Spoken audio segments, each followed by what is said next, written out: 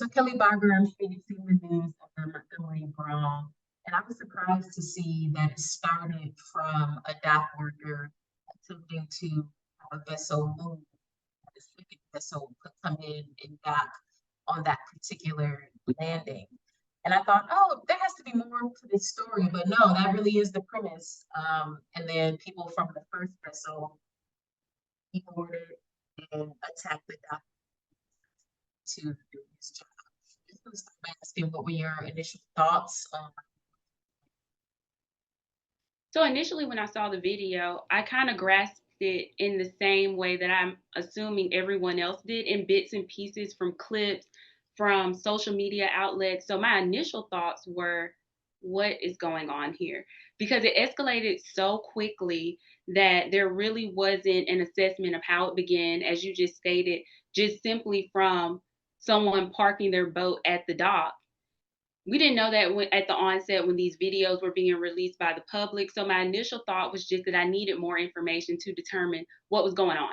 So once I figured out what the argument stemmed from, which was initially, as you said, him parking that boat, it then brings in a question of whether or not it was racially motivated. That was my second thought. And looking at interviews now and then researching it a little more, I see that the victim did tell officers that he doesn't believe that it was a situation that started that way, but that there were racial slurs that were made towards him at that moment, but he doesn't think that was the sole cause of why this whole thing ensued. So Knowing that racial slurs were used during the brawl, that the attackers were white and that some was black, does this constitute a hate crime in your view? I think at this point it's hard to say. I think that even though we have more information than we did from the onset, we still don't have the full story.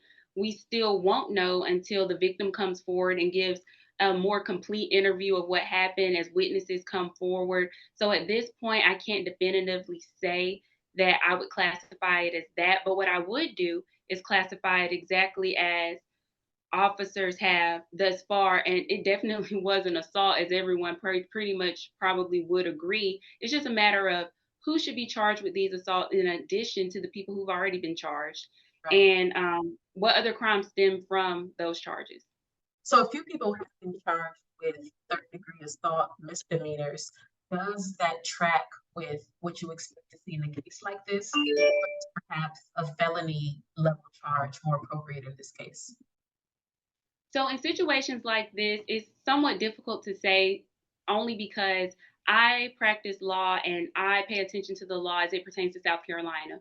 As we all know, this instance didn't occur there, but most states are similar to each other in that they have different degrees of assault and battery. So they're being charged with assault and battery third degree, which, as you stated, is the misdemeanor level of assault and battery. Here in South Carolina, it depends on the level of injury that was suffered by the victim in that case, and that determines what level of assault they will be charged with, or whether there was a weapon charge and there could have potentially have been a greater injury suffered. So in this particular case, like I stated before, I don't know if we have enough information to make that determination or not, but I think we have a start. And if people are concerned as to whether or not he should be charged with a higher level of assault, they should not worry, because should the determination be made that the injury suffered were so egregious or the behavior was so egregious, the charges can always be changed and they can rebook and recharge those offenders on higher charges, potentially felony charges. It should be noted that the white people were attacking the dock worker. There were a lot of nearby black people who came in to aid the worker and wasn't at least not for the entire time.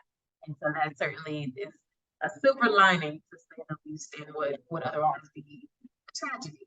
But with every tragedy there comes a silver lining of sorts. People learn, take away. I just hope that this is a situation in which we can look at it and from learn that when you see injustice happening, if you can intervene, if you can further justice being served in some form, some fashion, whether that's you filming an instance like this and turning that video over to police, whether it's you assisting in a physical manner, if you have to intervene physically, those things aren't lost on people. And I hope that this isn't a situation where this event dies down and we forget about it. I hope that people continue to follow the story, and I hope that that will deter people from acting in the manner that these offenders did on that day. Mm.